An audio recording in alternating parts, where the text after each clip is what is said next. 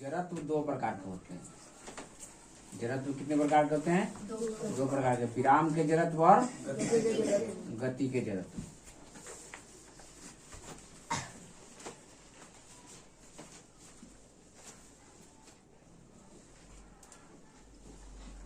विराम के जड़त्व और गति के जड़त्व। अब विराम का जड़त्व हम लोग जानते हैं कि जब कोई बस रुकी हुई है और एकाएक चलना शुरू कर दे तब यात्री कहाँ झुकेगा?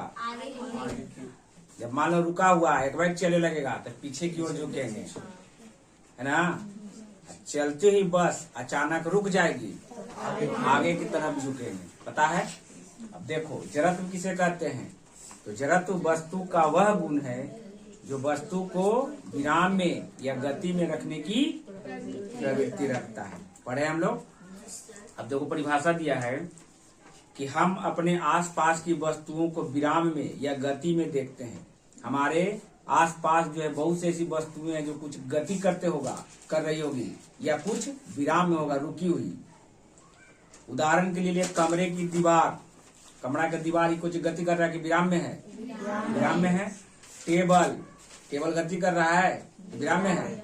विराम में है। पौधा, पेड़ इत्यादि अपने स्थान नहीं बदलते, अर्थात वे किसमें है? विराम में है। जो अपना स्थान नहीं बदलेगा उस सब कुछ में विराम में, जो अपना स्थान बदलेगा वो गति में। समझ में आया बात?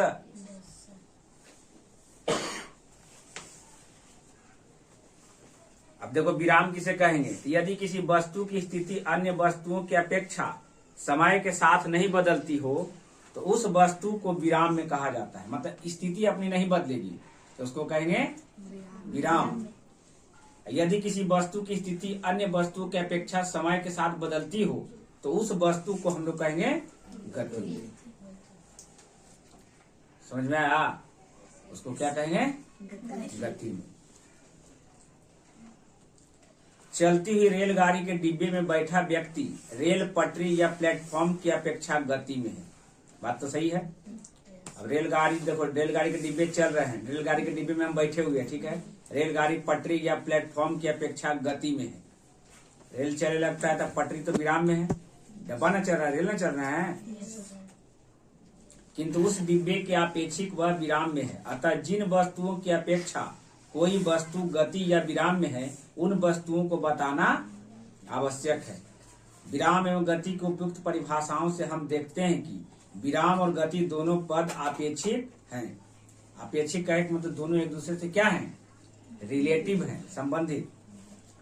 अब जैसे वो समझो गति के प्रकार तो गति कितने प्रकार के होते हैं तो समझना बढ़िया से। अभी हम पढ़ लिए गति जो है, गति के बारे में पढ़ा ना, विराम और गति पढ़े। अब गति जो है देखो 3-4 प्रकार के दे रहे हैं।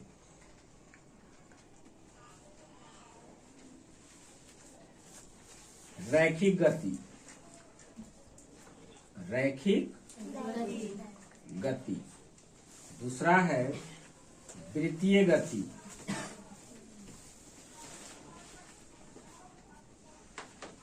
तीसरा है दोलन गति और चौथा है आवर्त गति। गति 4 प्रकार इसमें दिया है, ठीक है। अब देखो उसके बारे में बता रहे हैं।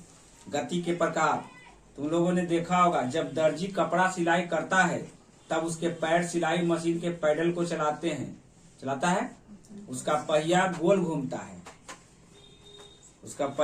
घूमता है, उसकी सुई ऊपर नीचे चलती है और कपड़ा आगे की ओर चलता है। इस प्रकार हम देखते हैं कि गतियां कई प्रकार की होती हैं। गति कई प्रकार के हैं। देखो अब रैखिक गति किसे कहेंगे? तो इसमें रैखिक गति, इसमें वस्तु सीधी या वक्र रेखा पर चलती है। या तो सीधा चलेगा, यहां से निकलेगा एकदम सीधा चल जाएगा, या तो ऐसे वक्र रेखा में जाएगा, ठीक है। या तो सीधी या तो वक्र रेखा में, इसको कहेंगे रैखिक गति। ऐसे भी तुम लोग पढ़े हो, रैखिक का मतलब होता है, पढ़े ना घात में, रैखिक या एक घातीय जिसका पावर 1 हो, रैखिक, पढ़े कि नहीं? उसी तरह से रैखिक गति या तो सीधा गति करेगा या तो वक्र मतलब टेढ़ा मेढ़ा वक्र रेखा पर, ठीक है।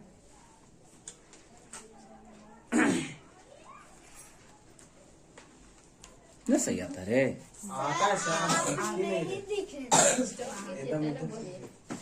हम न देखते लियो। तो रैखिक गति समझ गया ना तुम लोग? रैखिक गति में सीधी रेखा पर चलेगा या तो वक्र रेखा टेढ़ी मेढ़ी रेखा पर, उसको कहेंगे रैखिक गति। दूसरा है वृत्तीय गति। वृत्तीय नाम से पता चल रहा, वृत्तीय मतलब वृत्त पर। वृत्तीय गति, इसमें वस्तु वृत्त पर चलती है, वृत्त पर। ऐसे मान लो कि वस्तु यहाँ से चलना शुरू किया और घूम के फिर यहाँ आवेगा, ठीक है ना? ऐसे घूमेगा, ऐसे चलेगा, इसको कहेंगे वृत्तीय गति। जैसे सूर्य जो है वृत्ताकार पथ पर जो है गमन करती है, पता है ना? सूर्य के चारों ओर, सूर्य तो जो रहता है, पृथ्वी न घूमता है। सूर्य के चारों ओर पृथ्वी चक्कर लगाती है, पृथ्वी के चारों ओर चंद्रमा चक्कर लगाते हैं। हम लोग पढ़ चुके हैं। देखो ये मान लो कि सन है, सूरज। लोग बोलता है कि सूरज घूमता है, लेकिन सूर्य नहीं घूमता है। सूर्य जहाँ है वो जे रहता है ना? घूमता कौन है? पृथ्वी घूमती है। तो पृथ्वी जो है एक चक्कर लगावेगा चारों तरफ।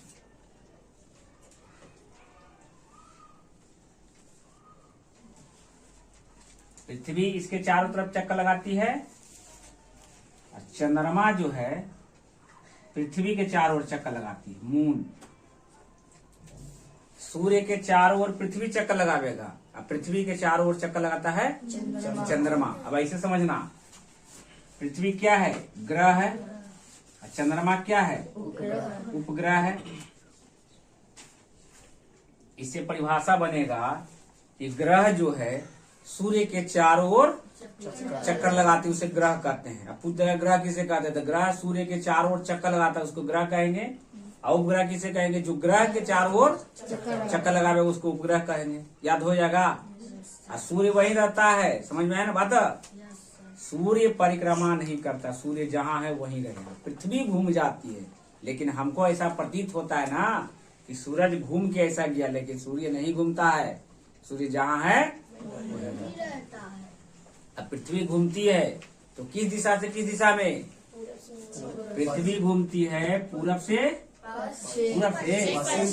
पश्चिम से पूरब घूमती है, पश्चिम से पूर्व पृथ्वी,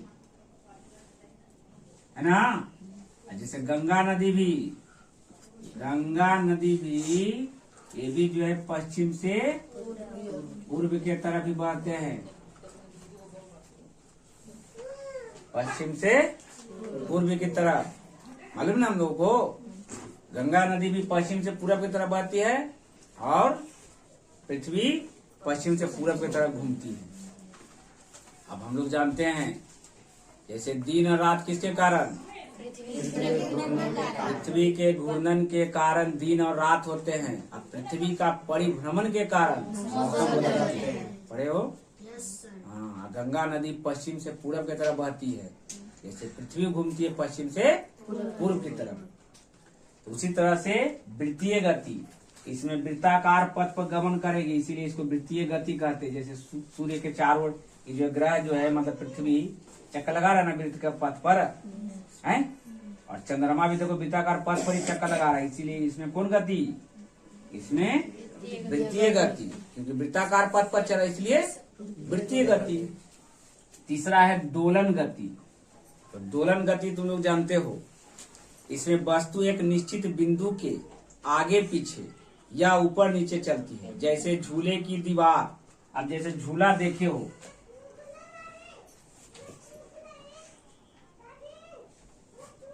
हिमालय झूलुआ है, झूलुआ कैसे घूमेगा? या तो एजा पर आ जाएगा ही, या तो एजा जाएगा, ऐसे नहीं जाएगा। या तो झूला झूला कैसे घूमते, आगे पीछे होता है, या तो आगे पीछे या तो ऊपर नीचे। उसमें कौन गति, दोलन। जैसे कहने का मतलब घड़ी के पेंडुलम देखी होगी, पेंडुलम वाला घड़ी देखो ना, ऐसे पेंडुलम वाला घड़ी जब लगा रहता है, ई वाला जो ऐसे घूमते रहेगा, ऐसे ऐसे होते रहता है। इसमें कौन सी गति, इसमें दोलन गति। दीवार घड़ी के पेंडुलम की गति जो है, इसमें कौन गति, दोलन गति। नेक्स्ट है आवर्त गति।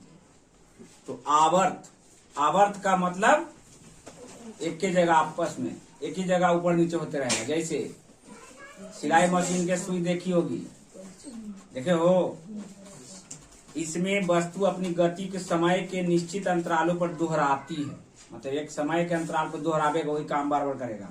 जैसे झूले की गति भी एक में ले सकते हैं, अब जितना से जाएगा इतना समय लगेगा यहाँ आवे में, तो फिर वापस आवेगा तो उतने समय लगेगा, ऐसे से झूलते रहेगा। उसी तरह से सिलाई मशीन के पहिया देखी होगी, सुई गति करते रहता है ऐसे ऊपर नीचे, उसमें भी कौन सी गति, आवर्त गति। यहाँ तक कोई दिक्कत, हम लोग गति के बारे में पढ़ने। गति कितने प्रकार के, 4 प्रकार के, रैखिक गति, वृत्तीय गति, दोलन गति, आवर्त गति।